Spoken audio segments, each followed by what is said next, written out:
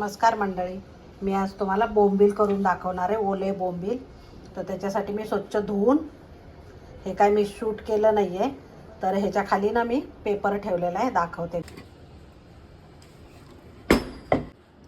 तर असा पेपर ठेवलेला आहे आणि याच्या खाली ना स्वच्छ धुवून मी बोंबील ठेवलेले.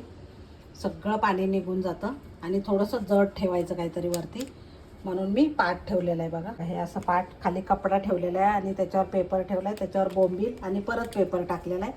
आणि हे असं जड काहीतरी ठेवायची वस्तू. हे ना बोंबीलचं सगळं पाणी निघून जातं आणि छान कुरकुरीत होतात मस्त. मंडळी आता काढून घ्यायचं. 1 तास झालेले, पूर्ण पेपर ओला झालेला आहे. बघा, पूर्ण पाणी याच्यातलं निघलेलं आहे. तर मंडळी बघू शकता पाणी किती निघलेलं आहे. बघा, तर मंडळी छान कोरडे झालेले आहेत बघा बोंबील, मस्त एकदम. तर आता त्याला हळद लावून घ्यायचं. अर्ध लिंबू घेतलेलं आहे, लिंबू पिळून घेते.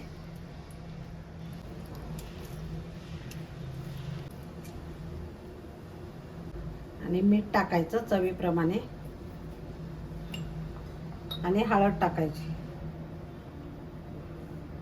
एवढंच लावून ठेवायचं मॅरिनेट करून. त्याला लसूण पेस्ट किंवा काही दुसरं लावायची गरज नाही आहे.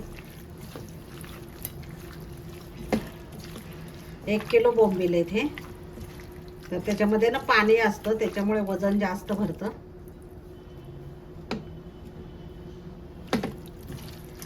तर मस्त आता याला मिक्स करून घ्यायचं, सगळं ह्याला लागलं पाहिजे.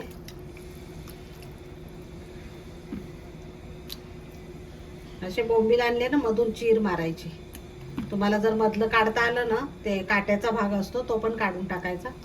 मी काही काढलेलं नाहीये.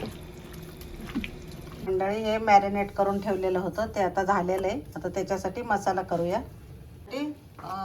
रवा अर्धा घ्यायचा आणि तांदळाचं पीठ अर्धं घ्यायचं, म्हणजे बाइंडिंग छान येतं. तांदळाचं पीठ पण घ्यायचं आता.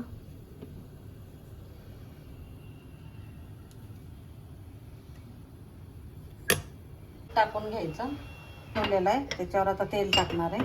मिरची पूड टाकायची, मिक्स करायचं चांगलं. रंजित बनवणार आहे. त्यांना कुकिंग खूप आवडतं, तर त्याला फिश वगैरे असं नॉनव्हेजचे पदार्थ खूप आवडतात करायला, तर तोच करणार आहे. तर इकडे तेल टाकून घेतलेलं आहे. केक करून त्याच्यावर मसाला टाकून घ्यायचा आणि कोटिंग करायचं मस्त दाबून दाबून.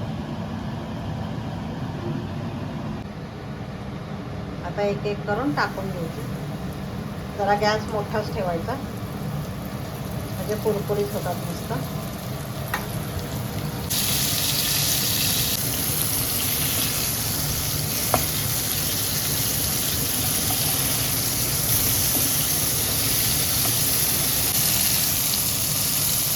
तर मंडळी अशा प्रकारे एकदम कुरकुरीत झालेले आहेत मस्त एकदम. तर या पद्धतीने नक्की ट्राय करा. आवडलं तर लाईक, शेअर आणि सबस्क्राईब करायला विसरू नका. धन्यवाद.